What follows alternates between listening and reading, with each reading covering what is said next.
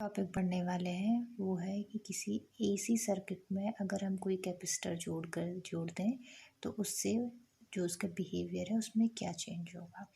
तो इसको देखने के लिए सबसे पहले हमने क्या कंसीडर किया है कि कोई एक कैपेसिटर है जिसकी कैपेसिटी C है, कैपेसिटेंस, और उसे हमने फिगर बनाया हुआ है इसमें हमने जोड़ दिया है उसे।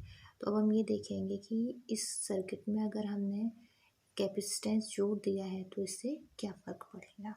तो इसको देखने के लिए सबसे पहले हमें क्या मानना पड़ेगा कि इसमें कोई एक ऑल्टरनेटिंग करंट फ्लो करेगी।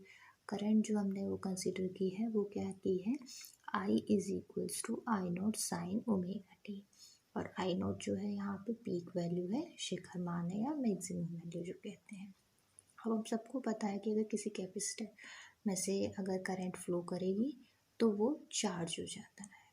तो उसके लिए हमने क्या किया, यहाँ पे जो हमने ऑल्टरनेटिंग करंट दी है इसकी वजह से इसमें एक करंट फ्लो करेगी तो उसकी वजह से हमने क्या माना कि किसी टाइम t पे जब इसमें करंट फ्लो की तो इसमें जो चार्ज हुआ वो कितना हुआ, Q। मतलब जो वो चार्ज है वो Q और जो विद्युत वाहक बल है वो E है। तो अब हमें ये पता है कि E का क्या फॉर्मूला होता है, Q/C, मतलब जो चार्ज और उसके जो कैपेसिटेंस है, कैपेसिटी है वो।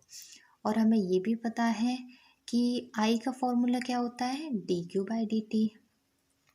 अब इस फॉर्मूले से I is equals to dQ/dt से हम Q की वैल्यू निकाल सकते हैं। तो यहाँ से अगर हम Q की वैल्यू निकालेंगे तो वो कितनी आएगी, Q is equals to integration over I dt। मतलब कि I का हम dt के रेस्पेक्ट में इंटीग्रेशन करेंगे तो हमें Q मिलेगा, मतलब चार्ज मिलेगा जो इस कैपेसिटर में हुआ है। अब I की वैल्यू हम इक्वेशन 1 से यहाँ से पुट कर सकते हैं।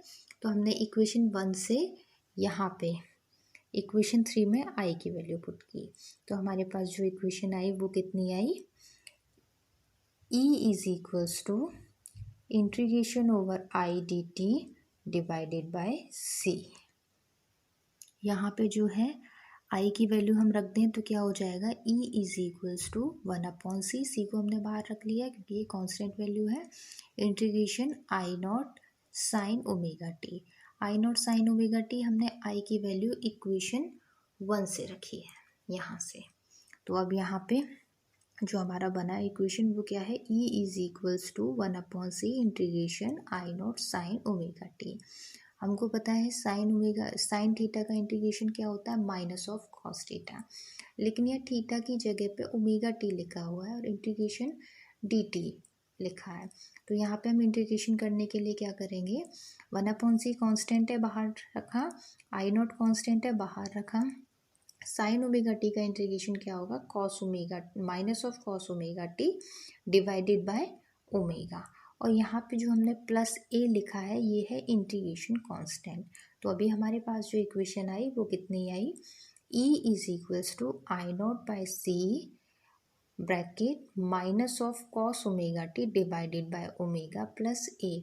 यहाँ पे जो a इंटीग्रेशन कांस्टेंट है इसकी हमें वैल्यू निकालनी पड़ेगी कि a की वैल्यू कितनी आएगी। अब यहाँ से a की वैल्यू निकालने के लिए हमें पता है कि कॉस ओमेगा टी और E दोनों की ही अगर हम कंप्लीट साइकिल के लिए एवरेज वैल्यू निकालें तो ज़ीरो आती है। तो हमने क्या किया, यहाँ पे इक्वेशन में पुट कर दिया E की जगह ज़ीरो और कॉस ओमेगा टी की जगह ज़ीरो।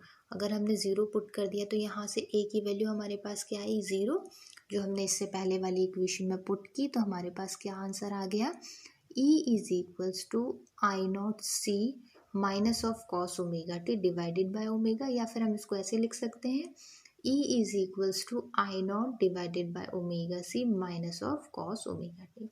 इसे हमने इक्वेशन 5 लिख लिया। अब हमें ये पता है कि अगर हमें E की मैक्सिमम वैल्यू चाहिए तो हमारे पास कॉस ओमेगा टी की वैल्यू कितनी होनी चाहिए, -1, या फिर minus of cos omega T की वैल्यू कितनी होनी चाहिए, +1। तभी हमारे पास E की मैक्सिमम वैल्यू आएगी। तो अगर हम ये कंडीशन लगा दें तो हमारे पास जो E की है वो मैक्सिमम वैल्यू आएगी जिसे हम E नॉट से डिनोट करेंगे। तो यहाँ पे क्या हुआ, E nought is equals to I nought divided by omega C. यहाँ पे हमने कॉस ओमेगा टी की वैल्यू -1 रखी है। अब जो हमारे पास इक्वेशन 6 आई है ई नॉट की वैल्यू, उसे अगर हम इक्वेशन 5 में पुट कर दें तो हमारे पास क्या मिलेगा, E is equals to minus of E nought cos omega T. ये हमारे पास आया। और ट्रिग्नोमेट्री में हमें सबको पता है कि माइनस ऑफ कॉस थीटा को हम क्या लिख सकते हैं, साइन π/2 माइनस थीटा। तो अगर हम यहाँ पे इसका यूज़ करें तो हमारी इक्वेशन 7 क्या बन जाएगी, इक्वेशन 7 हमारी बन जाएगी E is equals to E naught sine ω2 omega T minus π/2।